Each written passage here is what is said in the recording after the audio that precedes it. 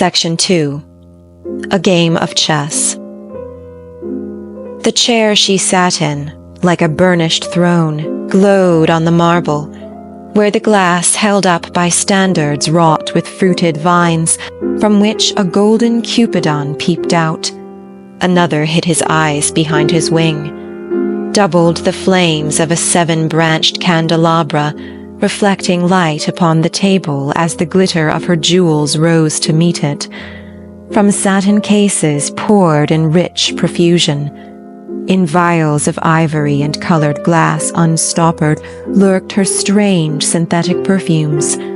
Unguent, powdered or liquid, troubled, confused, and drowned the scents and odors. Stirred by the air that freshened from the window, these ascended in fattening the prolonged candle flames, flung their smoke into the lacqueria, stirring the pattern on the coffered ceiling. Huge seawood fed with copper burned green and orange, framed by the colored stone, in which sad light a carved dolphin swam. Above the antique mantel was displayed, as though a window gave upon the sylvan scene, the change of Philomel, by the barbarous king so rudely forced. Yet there the nightingale filled all the desert with inviolable voice, and still she cried, and still the world pursues, jug, jug, to dirty ears. And other withered stumps of time were told upon the walls. Staring forms leaned out, leaning, hushing the room enclosed. Footsteps shuffled on the stair.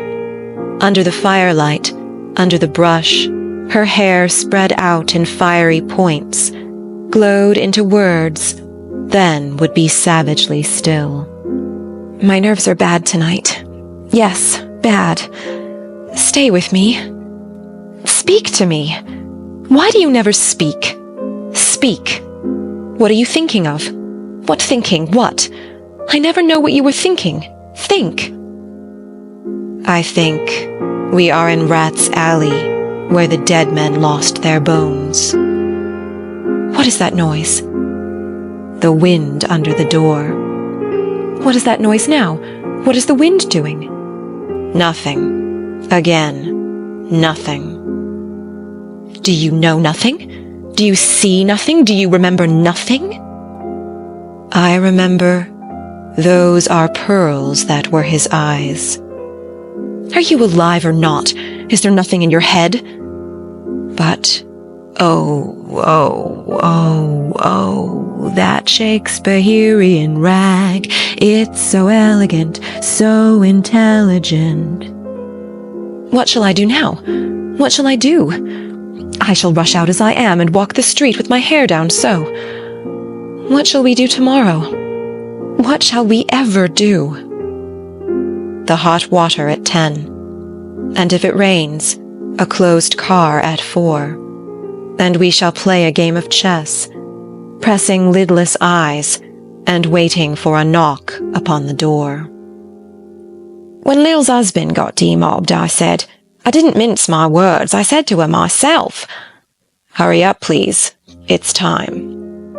Now Albert's coming back, make yourself a bit smart. He'll want to know what you done with that money he gave you to get yourself some teeth. He did, I was there.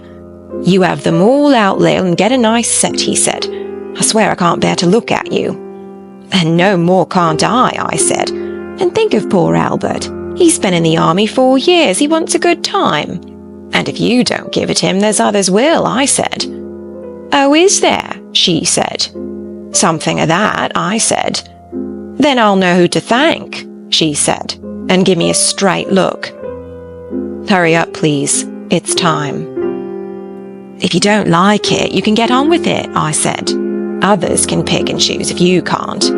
But if Albert makes off, it won't be for lack of telling. You ought to be ashamed, I said, to look so antique. And her only 31. I can't help it, she said, pulling a long face. It's them pills I took to bring it off, she said.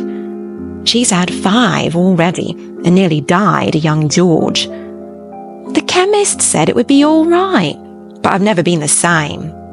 You are a proper fool, I said. Well, if Albert won't leave you alone, there it is, I said. What you get married for if you don't want children? Hurry up, please. It's time. Well, that Sunday Albert was home, they had a hot gammon, and they asked me in to dinner to get the beauty of it hot. Hurry up, please. It's time. Hurry up, please. It's time. Good night, Bill. Good night, Lou. Good night, May. Good night. Ta-ta. Good night. Good night. Good night, ladies. Good night, sweet ladies. Good night. Good night.